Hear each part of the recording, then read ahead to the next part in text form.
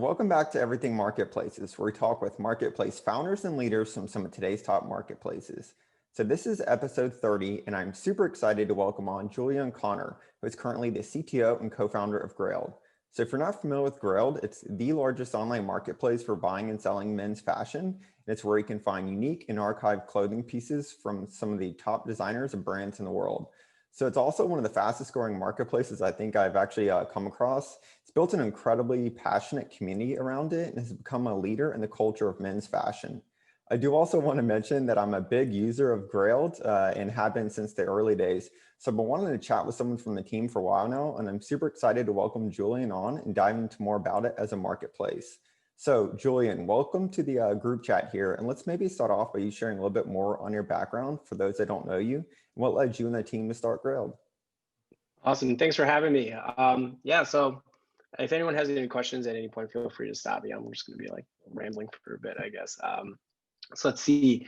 I went to a school upstate that's called the Rensselaer Polytechnic Institute. It's an engineering school, all sorts of different engineering, and this is upstate New York. So I'm from basically the New York City area my entire life. While I was there, I studied software engineering and IT.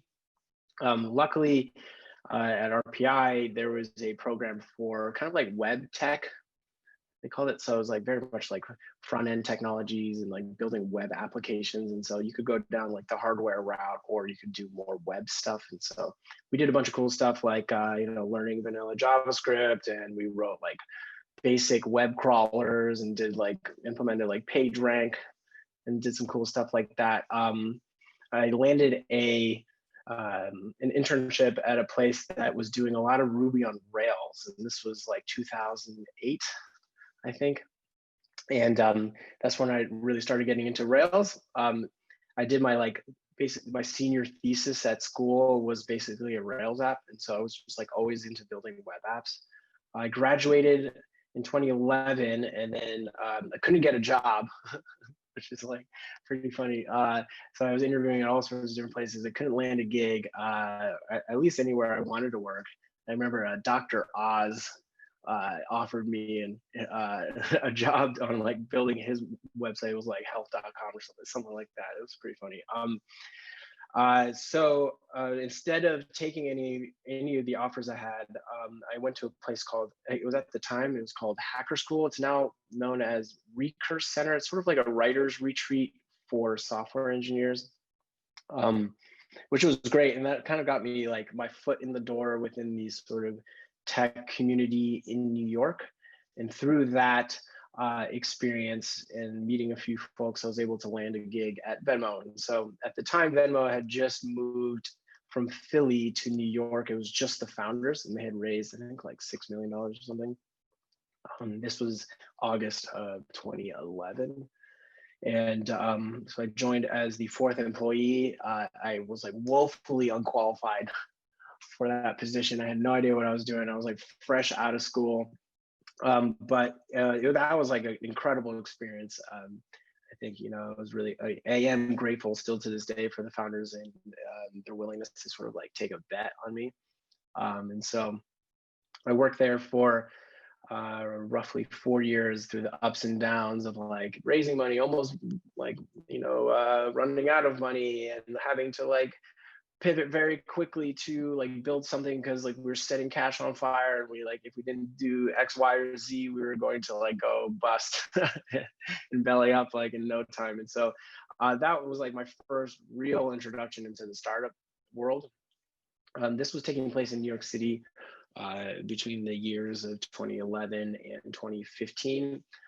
During those years as well was a sort of like nightlife resurgence. And I've always been very much into like house and techno, and sort of like New York City became one of the capitals of the world for that around that time, along with like Berlin and Barcelona and some of like the party islands around the world, like Mykonos and Ibiza and stuff like that. And through that, that's how I started getting into fashion, because I would go to shows, and that scene and that subculture of New York, everyone like in many ways sort of wore very similar things, like long drapey black clothing. And that piqued my curiosity, and I started asking around, like, where do you even buy this stuff, right? Turns out it was like prohibitively expensive to buy retail. And so that got me into sort of trying to find other ways to get my hands on like Rick Owens or Boris Bijan or some of these like avant-garde designers where like a t-shirt could be like $1,000, like crazy. And I also started making my own shirts in the garment district. So not like screen printing things, but like cut and sew, building tech packs and having them handmade at a factory in the garment district that was also doing the samples for Helmut Lang. So that was kind of cool. And my thinking at the time was like, all right, like, well, I'm a software engineer. I think fashion and music are really interesting industries, but I don't really know anything about them. And so as a side project, I'm just gonna like start a t-shirt line of like bespoke t-shirts with fabric imported from Japan and see where that takes me. So I was kind of just like doing this on the side for fun. After work, Venmo's office was like in the Chelsea area. So after work, I would like just take the subway up to the garment district and then go like work on these samples with the gentleman who was like, for some reason, felt compelled to help me. So I had this like thing going on for a year. Yeah, and again, my thinking there was like, through this process, maybe I'll find something interesting. I could write some software to solve a problem that either this factory has, or like maybe I'll meet someone else through the space. And that's actually kind of like what exactly ended up happening. I was about ready to take my t-shirts to production. I wanted to sell them in different boutiques around New York. I was running a soccer team called Venmo FC at the time. So I was able to like convince the founders to sponsor a soccer team I was running. We had jerseys and all these things. It was cool. And one of the guys on the team worked in fashion. And so I asked him like how I could take these shirts to production. He put me in touch with another guy. His name is Eric Poon, who was working on a brand called Strange Matter at the time. And they were a footwear brand. And so he was very well familiar with the process of kind of like taking things to production and like manufacturing garments. And when I met with him, he told me, he was like, hey man, you're a software engineer. What the hell are you doing making clothing? Like, everyone in fashion is trying to get out of fucking fashion and write software. Like, there's no money in fashion. Like, save yourself now kind of vibe. And he was like, you know what we should do? He was like, I've been in this world for a long time. We should start like working on projects together. And so him and I started working on some things. And we like at one point wanted to do something where you could like tag garments on any sort of photo, like an Instagram photo, and do like affiliate marketing kind of thing. And this was like what, 7 years ago. So it was actually like not a terrible idea. Like it had legs. And so we started working on that. And about like 6 months into it, another guy in the fashion space whose name is Lawrence Schlossman reaches out to Eric. And he's like, hey, have you ever heard of this thing, Grailed? It's like just launched sort of on Reddit, and the founder, Arun, is looking for a technical co-founder. And so Lawrence reached out to Eric, and Eric was like, yo, I don't know much about this thing, but you should meet this Arun guy. And that's how Arun and I met. So Arun had been working on Grailed for about 8 months, maybe 10 months at the time, on his own, had taught himself how to code by working on the first version of Grailed, which like, it's like very honorable, but you're gonna have to bring in some experience right after that, especially if you start getting any traction. And so he had launched himself on Reddit, but quickly realized he needed someone technical to partner with to sort of take it to the next level. And so through what I would consider like a little bit of serendipity, him and I met and started working together full time after that. So I was working at Venmo and Grailed for, I would say, 3 or 4 months overlap, because I just wasn't ready to leave Venmo at the time. Well, I was like, maybe that's not true. I was ready to leave, but I think it was just extremely lucrative. I mean, being a software engineer in tech is extremely lucrative. It's like I was leaving a lot, and Grailed was like it wasn't like yet fully validated in a way, and so I was a little hesitant at first, but ultimately I ended up, I think, making the right call and left Venmo to join up with Arun full time, and this was what, November of 2014 now.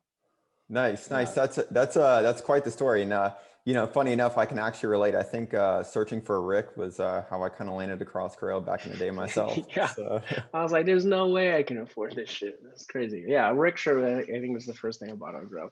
yeah, nice, nice. So that's quite the story. So at that time, when you kind of worked more closely with Arun and joined, what were the earliest days of Grailed like?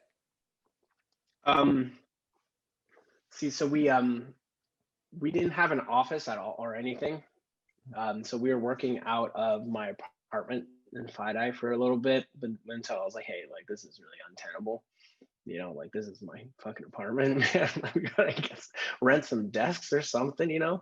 So we rented desks at this on Broadway above the Banana Republic. I forget the address, but there was a company called Pump One. They did like workout videos, and they had a few extra desks there, and so we rented those, and we were working on this office for a while. And it was funny, they were doing like workout video shoots while we were working, and they would be like blasting girl talk on and stuff, and there'd just be like all these like models, men and women, who were just like diesel ripped people just coming in, like lifting weights, taking photos and stuff. So that was pretty funny.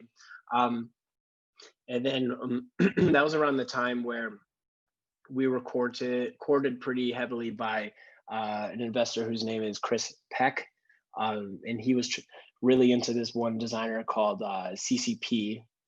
Carol Christian Powell was like super avant-garde, like only sold in like less than 3 places on earth, very esoteric, hard to get your hands on it. But Grailed had the jackets he was looking for.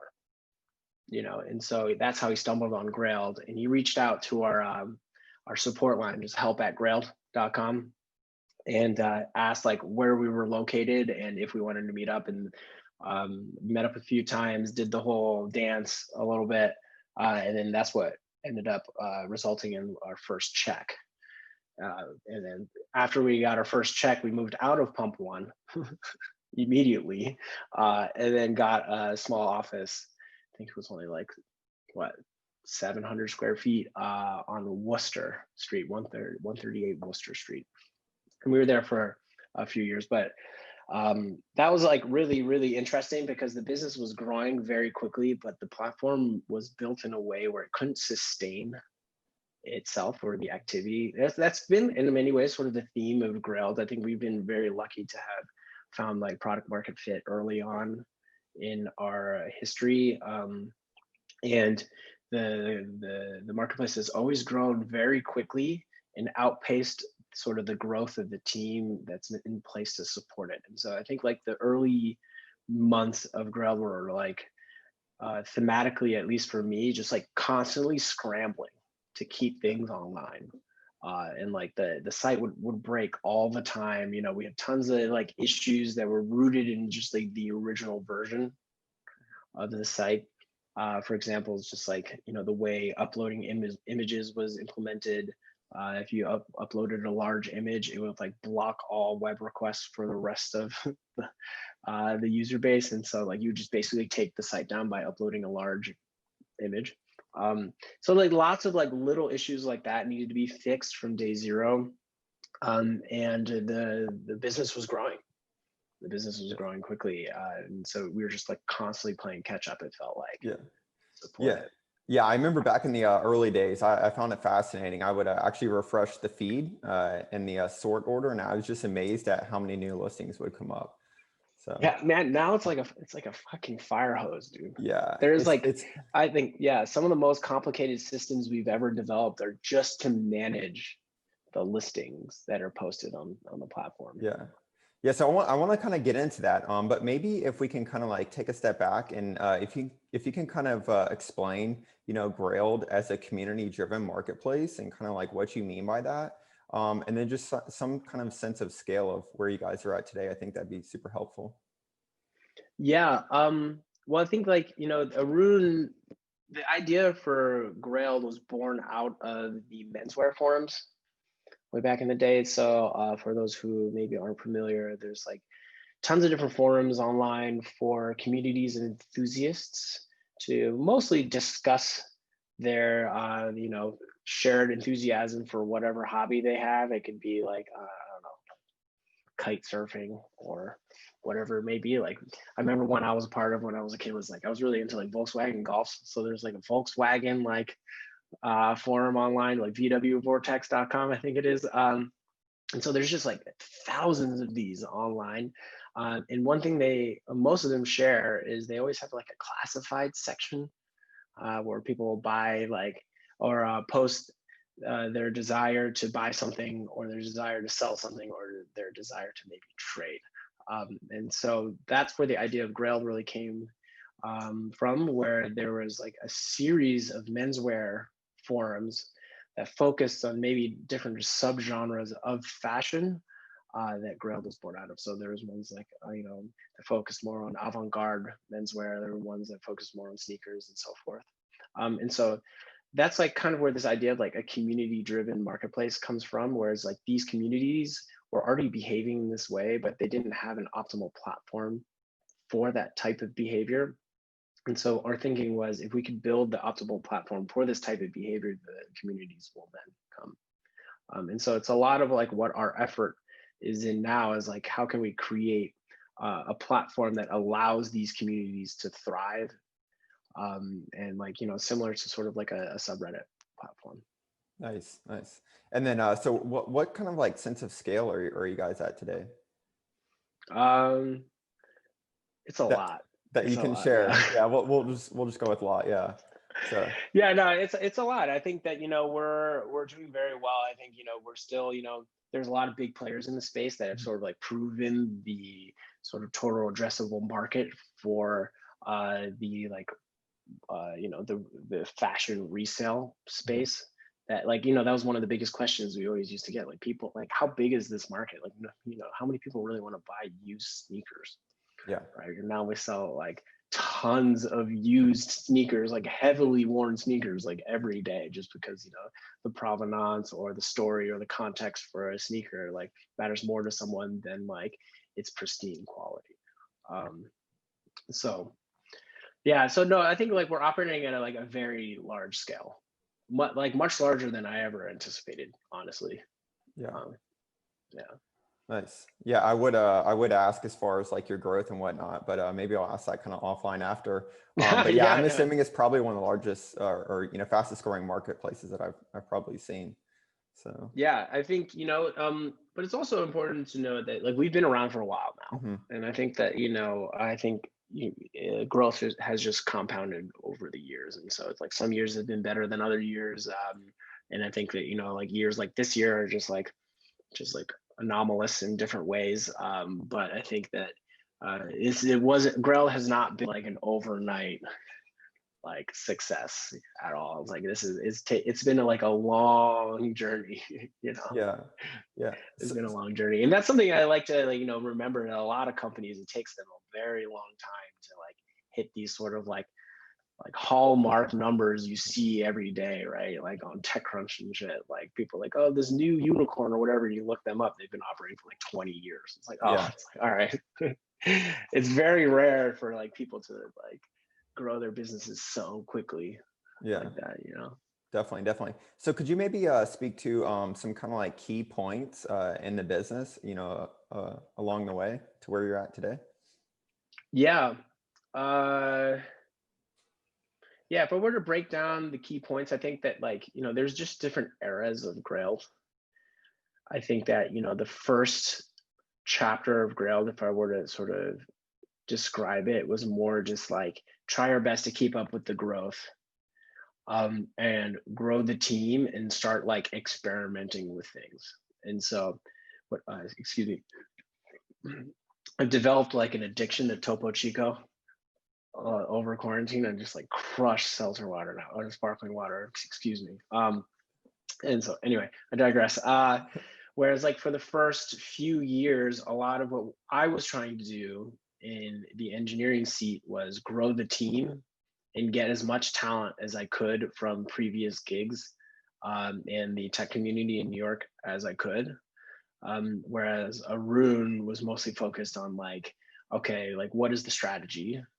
Also, we have, you know, a little bit of money now to play with because we had just raised our first round. How do we like most effectively deploy that capital and what does that look like? So he was sort of like, you know, I think one thing that Arun and I have always done well is that we've had like a very healthy sort of like split and complement of skill sets. Whereas like, you know, him and I we don't overlap very much in our day to day. Whereas like I see a lot of like co-founders like have that issue. And so like I think the first few years of Grailed, we did really well because he was able to focus on an entirely different aspect of the business and vice versa, without us like stepping on each other's toes. And like, so I think for the first few years, you know, there's like a lot of highlights where it's like, you know, when I first started working on Grailed with Arun, we didn't have an iOS app. We had growth, but we had $0 in revenue. It wasn't like sort of a self-sustaining initiative. There was a very like strict runway that we were always working against. And that's the first chapter, I would say. So we launched the iOS app. We started charging 6% in I think it was like February of 2016, something like that. And that sort of like was a Rubicon for the business where there was no looking back after that. Like Grailed was like a self-sustaining entity that was going to exist forever, regardless of like many things that happened. I think, well, maybe that's not entirely true. I think that there's like a lot of different challenges the business has faced as it's scaled. One thing we've noticed is that it becomes like much more expensive to scale something than I ever thought it would be. You know, and so, but that was like, sorry, I'm like kind of all over the place right now. The first chapter of Grailed was very much like, let's like fully realize the product market fit that we've like somewhat validated by building out an iOS app, trying to get into like the hands of as many people as possible, sort of compete for the screen real estate that was monopolized by a few apps at the time. And then let's also like, you know, secure sort of like the business's future in a way. You know, we like from day zero, we never wanted to be the type of business that was like, you know, on a cash cycle, unhealthy cash cycle, sort of like burning it constantly, especially after like my days at Venmo, knowing it, like how stressful that was and like never knowing what tomorrow would bring, you know. And so that was the first chapter. I'd say the second chapter was mostly around operational excellence. And so the first chapter of any startup is the story was the same thing at Venmo. Was, you know, it was a little like you know, fast and loose. You know, we didn't really have a lot of processes in place that everyone was subject to, and sort of like, you know, kept rigor high across the entire business. We hadn't really established like a philosophy or a set of operating principles that we, you know, follow pretty strictly now. And all of that was prompted by raising our A. And so I think, you know, at the time we had we didn't really have like too much, the concept of a board for us didn't really exist for the first few years because it didn't need to. You know, we were like very focused and like sort of like charted.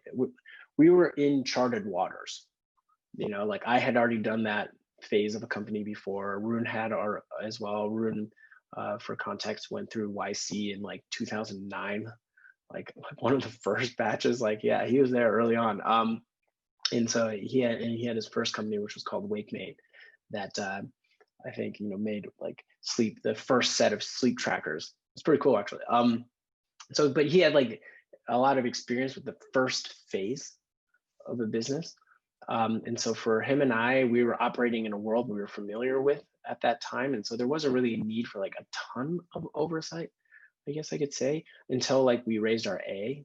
And I think that was actually one of the best things that we've done, was raise an A, because sort of like filled out the board with extremely experienced, or a lot of experience. And that experience helped us navigate a bunch of things we needed to navigate, but also helped us operationalize the business, sort of like surface the priority of like building out crucial teams internally and building out processes to like make sure, yeah, as I said, we had rigor being applied to everything. So like, for example, when we raised our A, we didn't have a product team. It was kind of just like, Room was like motivating all the product work, which was great and worked out really well for a while. But like he was the CEO, there's not enough time in the day to be both the CEO and also head of product. And so we built out a product team. We didn't have an analytics team, for example, and that now it's like the one team that sort of like drives every decision we make. And so that I think that's the defining sort of story for the second chapter. First chapter was sort of like, build out everything we need to sort of capture as much of capture and realize as much of the potential as possible. The second chapter would be like operational excellence across the board. Operational excellence, whether it's like recruiting, analytics, product, office management. It doesn't even sound crazy, but like, it's absolutely required in a co-located environment. And so forth. And I would say that chapter started in April of 2018. I know there's a little bit of a gap there, but and then most recently it's scaling. It's scaling. So it's like we have every fundamental and foundational team we need in order to scale.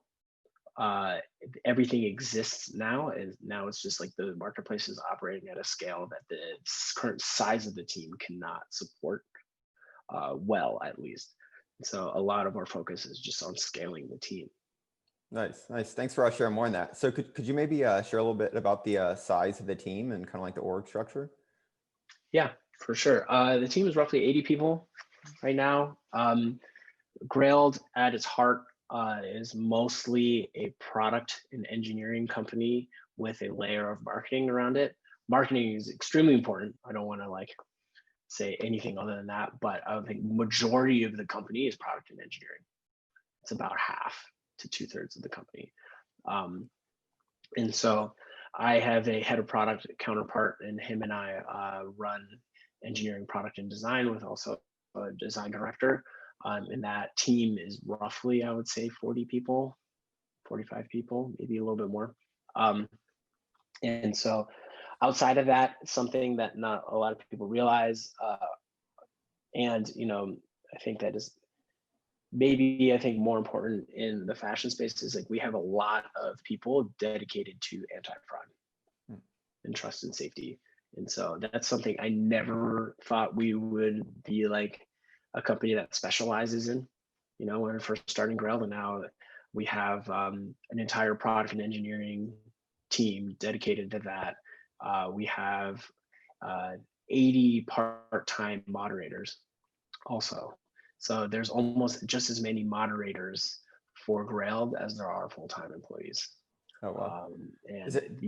And so like that's something not a lot of people, we have like a small army of people moderating listings on the platform. And so it's turned into a Herculean effort that I think in a lot of ways sort of distinguishes us from some of the other players in the space, right? We're a peer-to-peer marketplace, whereas like Go or StockX, they're a managed marketplace. So everything passes through them. So they're more like operationally intensive than we are. And it's just like poses just like a distinctly different challenge for us than it is for them. Yeah, thanks for sharing more. I was actually going to ask about that since you are more of a curated kind of marketplace. So kind of taking that, aside from the curation of the actual kind of listings and whatnot, because I know you have, a lot of awesome kind of like archive pieces. I did want to ask about the Grailed 100 and some of like the editorial, some of the editorial kind of marketing initiatives that you do. So could you maybe share a little bit about, what kind of, some of the decision making around that to launch that, and, just a little bit more about how essential that is to your marketplace kind of community now? Yeah, no, it's been a while since we've done a Grailed 100. Those were sort of like the flagship marketing initiatives that we were doing for many years. And the reason why we did that is because, we knew that we had a unique perspective on men's fashion, and that we wanted to communicate. We wanted to say like, this is cool and this is not, or maybe not that, but like, this is less cool. Like, we have a unique perspective and point of view that we want the world to know. And so that sort of like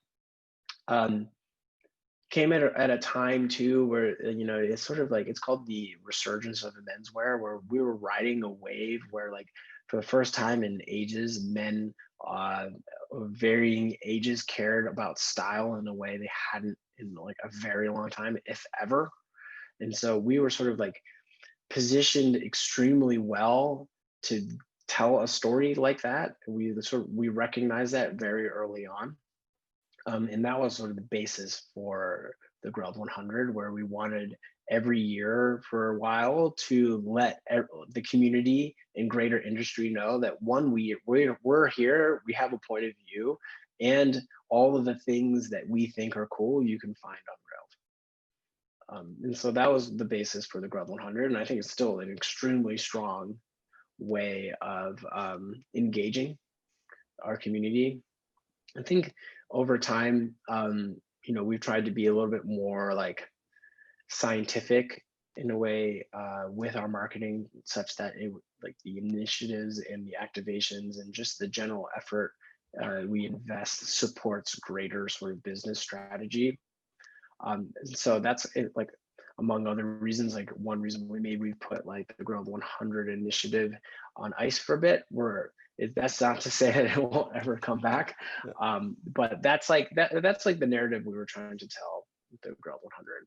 Well, so like, yeah, tell a story about what we think is cool, and then also try to bring people into Grailed really quickly. I think, another thing with the Grailed 100, like, after it definitely made a splash, but I think one thing that was challenging for us, it was very much like a flash sale sort of thing. So it was like it would happen and then it was gone.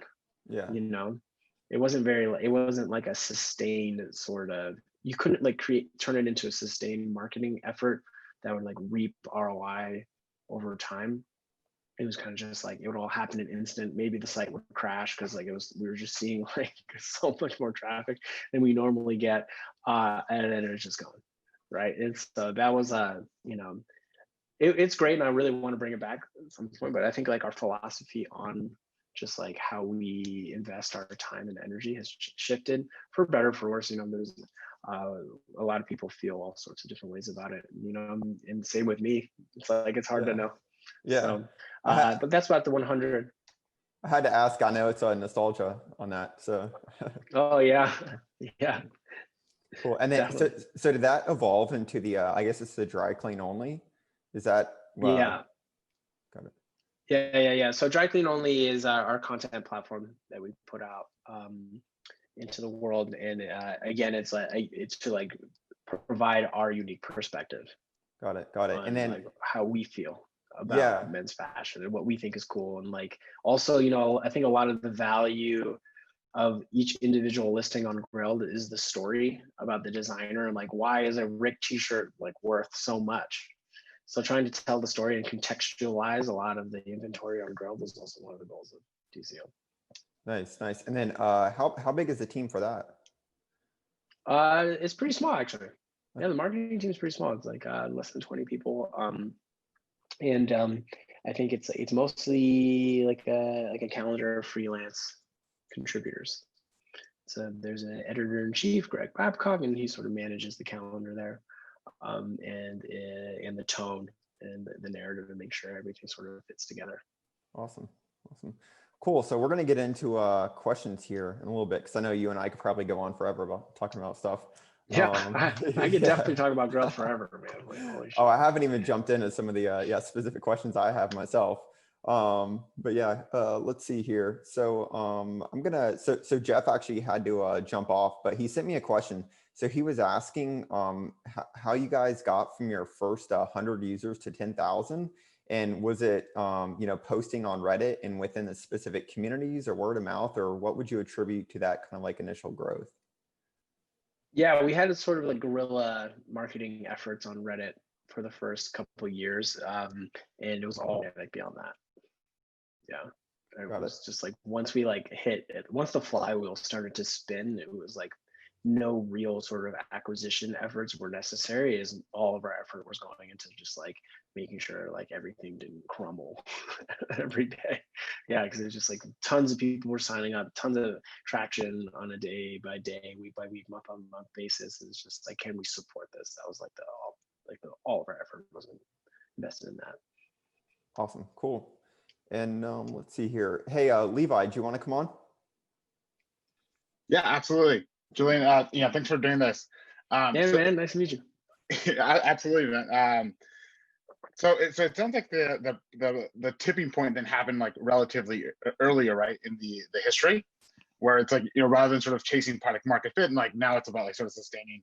But I'd love to ask this question, because I think when it comes to marketplaces, right, like there's this natural tension of like, hey, do we like go for sort of like broadness of like, hey, like whatever products that we can sort of think like what can be sold, right, that would sort of still fit the mold that we're going for, or should we really focus on like constraining ourselves to try to get sort of liquidity to take place, like really just being constrained with a couple of things? And so I'd love to hear like how you guys sort of looked at that initial problem at the early days, or if that was even a problem at all, like perhaps there's just such a demand for like a frictionless experience that like that wasn't sort of a thing that you took into. So we're loving you could talk a little bit about yeah, that. no, that's a really good question. Yeah, we've always wanted to keep the type of inventory on Grailed as narrow as possible, because like we didn't, like for example, we never wanted to be a place where you can buy like a PS5 or someone tried to sell a car on Grailed. You know what I mean? Like I feel like we have to have our brand really like spoke to a certain set and type of inventory that almost every user would adhere to. But we still had to have a curation team from very early on that was just mostly like enthusiasts of either the platform or just men's fashion just generally, sort of combing through inventory and removing things that didn't meet our like subjective criteria. So it took a while to sort of define those things, but we had people very early on making sure that only like style-oriented garments within the realm of men's fashion were posted to the marketplace and nothing else. And also, we created 3 different strata within Grailed. So there's Grailed, there's hype for streetwear, and there's also this basics section, or I think it's called core now. And so we were very keen on keeping sort of like luxury goods in the Grailed section, sort of like the namesake sort of inventory would go in the Grailed section. The hype would be for streetwear and like Supreme and sneakers and stuff. And then the core section would be for like things you could find at the mall. So like Gap, J. Crew, and so forth. And so there was a lot of effort put in to just make sure that what was being posted met certain criteria, and then within that was being sorted in a way where if you were like a luxury enthusiast, you could consume only luxury goods. So so it was like narrow, and then once it was on the site, it was organized by like, it was just manual for a very long time. Thanks for that. And so to follow up to that, like how they say like hindsight is 2020. So if you could go back to those early days, like what were some of the things that you would like change, right? And even sort of like keeping this constraint thing. So would love to see if you could dig into. Yeah, what would I change? I think I would put more of those policies on paper earlier on. I think it was just too sort of like subjective and in the air and up to the whims of each individual curator or moderator. We're still having some challenges with that today, because it's tough to like put every decision or like flow on paper. That's definitely absolutely one thing I would do. I would probably even constrain the space of inventory even more. So I know that, like, for example, like an adjacency to men's fashion is just like collectibles and toys, for example. And so like, there's like, it's very common for there to be like an action figure that comes out with maybe some line of clothing. I would probably like maybe stay away from some of the action figures or like the Travis Scott like cereal boxes and stuff like that. Especially like the more luxury stuff. I think it's like fraught with issue and just like contention if you have someone trying to sell like a $20,000 pillow. It's like, I don't know, man. I don't know if that pillow is real. I don't know if it's fake. I don't know if I should even be selling pillows. Like, like, why do you have that kind of thing? And so that's probably like, I'll probably do those two things. I'll try to document more of our policies around what inventory we are for and what we are not for. And then also, I would just constrain the space a little bit more and document it as quickly as possible. Like, we learned too late, I think, that how the power of documentation. I think like it was something we sort of tried to like retroactively do, and because of that, it was just much more painful than it would have been if we just documented things from day zero. It's just like, this is something that belongs on Grailed, and this does not belong on Grailed. And these are examples, and then you can onboard just like a ton more folks to like make sure that like everything is congruent with your brand. Awesome. Well, I certainly have a couple more questions, but I'll let other people jump in as well. I think we have more time too. No doubt. So I have a question now from someone. So, but I did want to jump in here myself, Julian, with, so I have to ask first, so is it pronounced heroin or is it?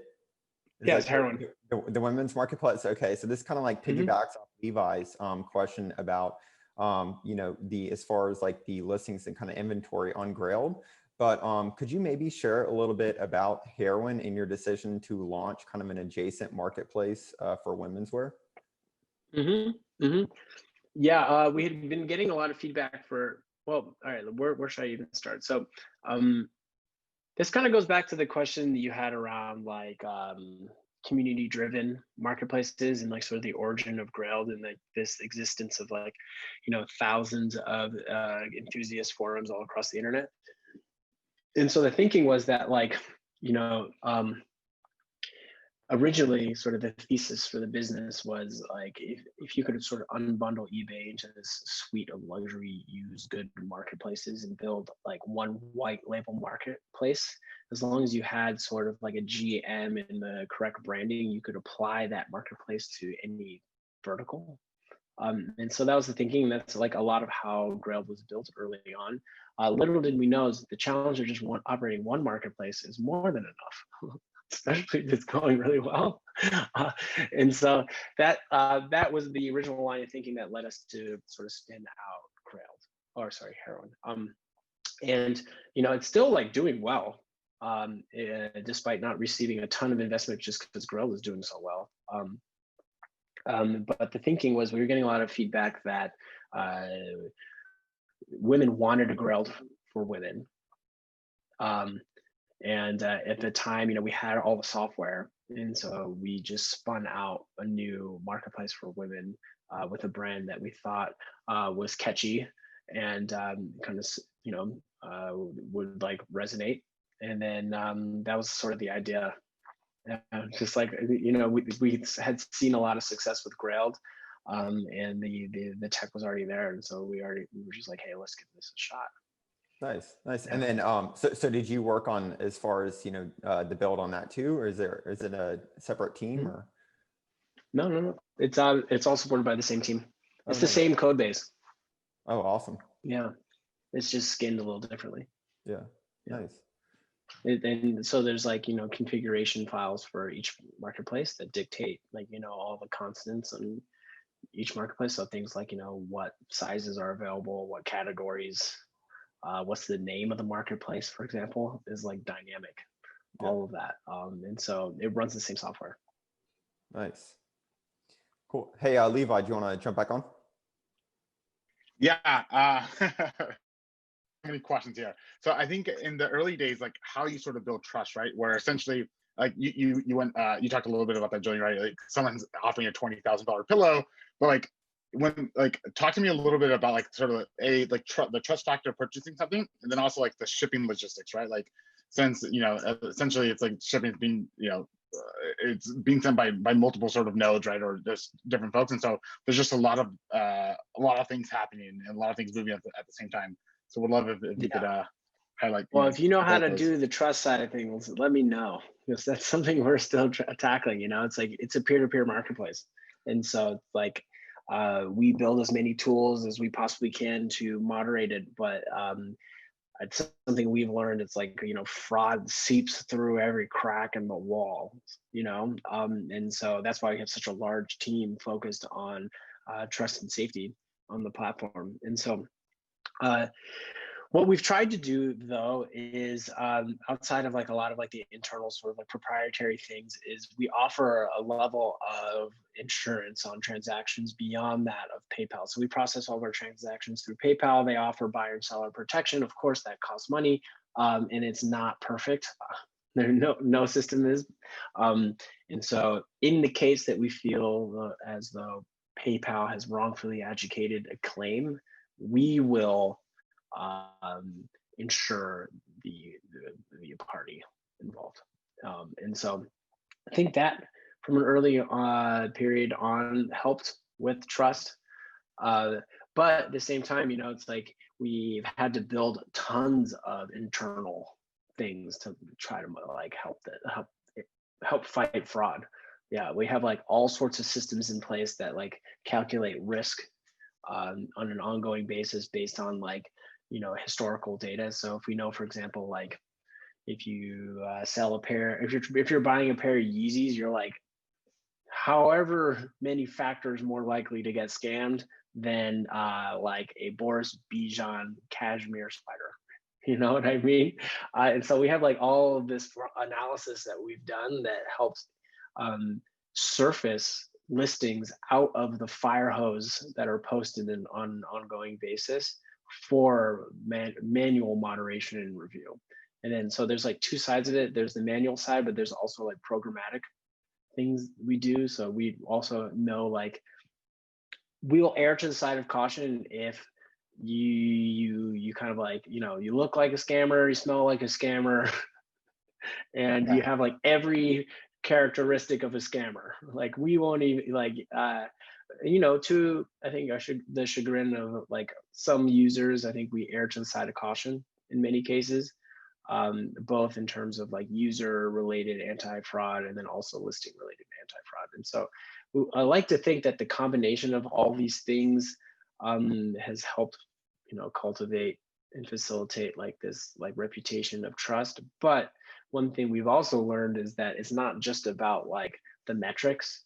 So like we can definitively say to like a basis point how much less fraud there is today than like a couple of years ago.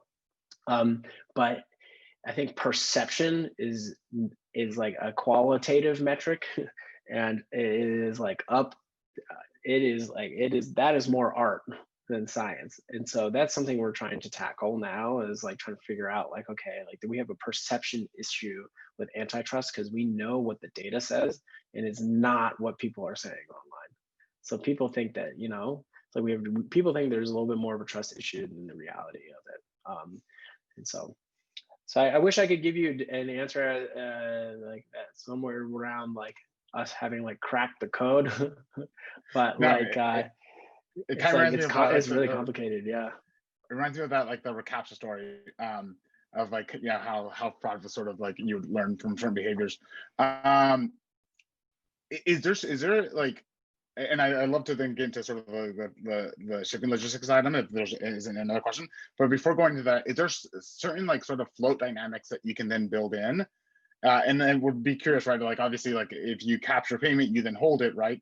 And then until sort of like the sort of verification happens. And I know you guys have talked about like also leveraging sort of like the trust and sort of the infrastructure of PayPal to then also like just add sort of more layers of security there.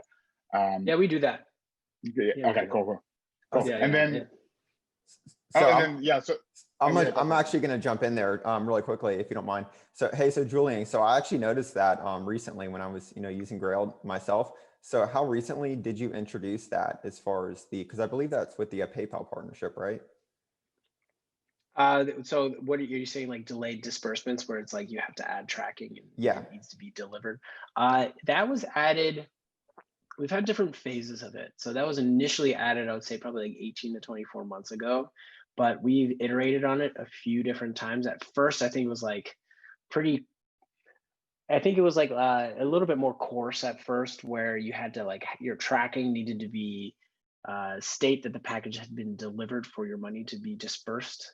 But now it's like depending on your tenure and reputation as a user, will disperse the funds at different checkpoints. Essentially, like if you're an extremely established user, you'll just get the disbursement right away. And by this, I mean like Grailed has an opportunity to control the flow of capital, but then also PayPal. So once it's in PayPal's world, like it's up to Tel Aviv, Yeah. they have their risk team is in Tel Aviv. So like I have absolutely no control once it's in PayPal land, but there are like certain escrow mechanics that we've built into the seller sort of and dashboard for disbursement. But even then, it's like we've had tons of challenges with that where we'll disperse something, but PayPal won't, and then PayPal will catch flack for it. Yeah. Where it's like I sold something on Grailed, I haven't gotten my money yet, but I was like, we dispersed it. And you call Tel Aviv.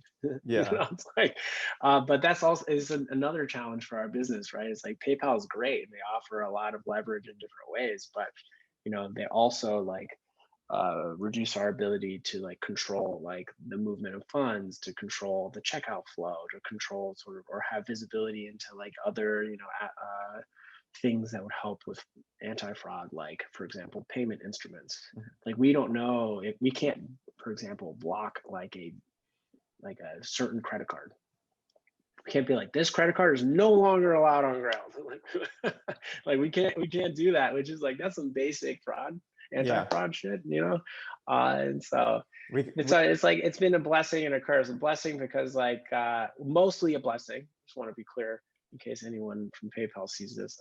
Mostly a blessing. PayPal's great. Because the operational lift of managing our own claims would just be Herculean. And it's just we would need 50. That team would be 50 people easily. And it's just something, it was just untenable and out of reach for us for a very long time.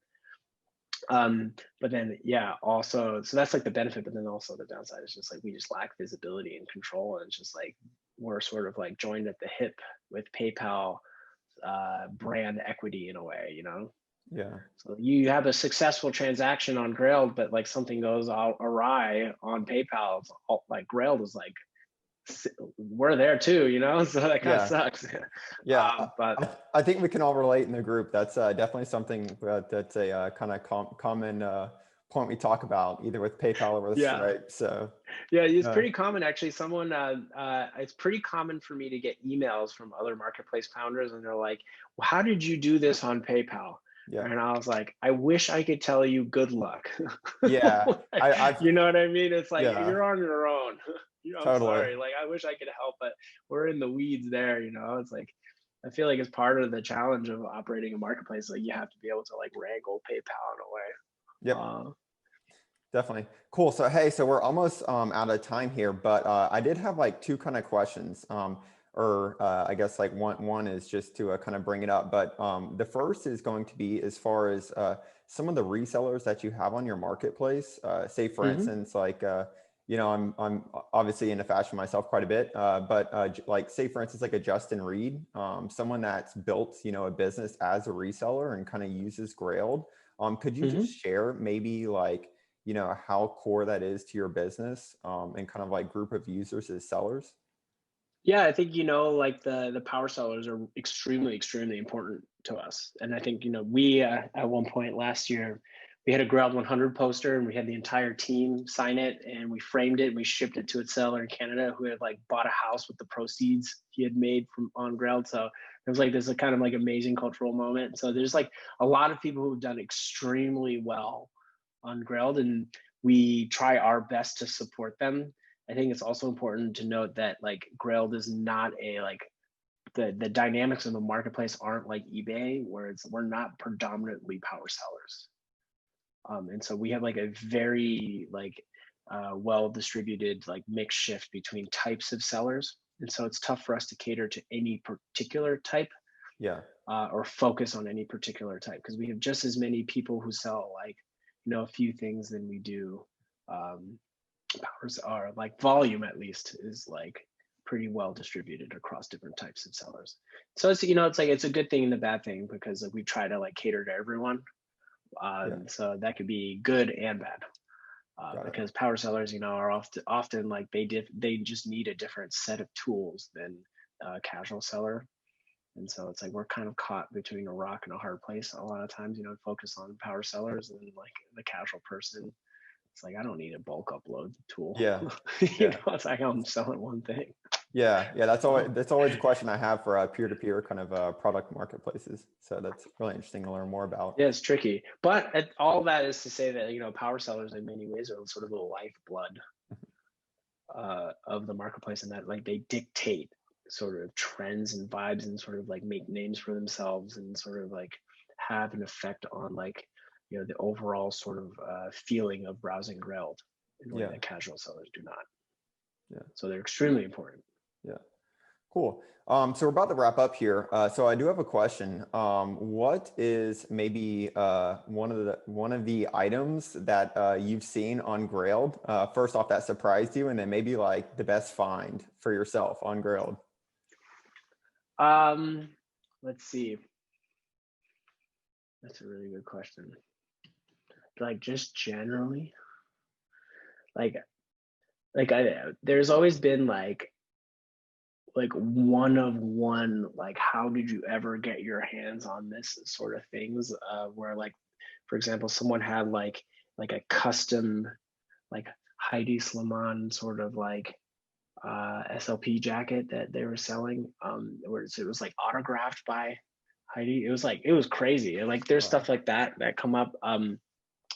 And so that was probably like one of the bigger things for me, at least, where I was just like, it's always like the unique bespoke things that are one of one, and like that are very much like you would never find this elsewhere on the internet.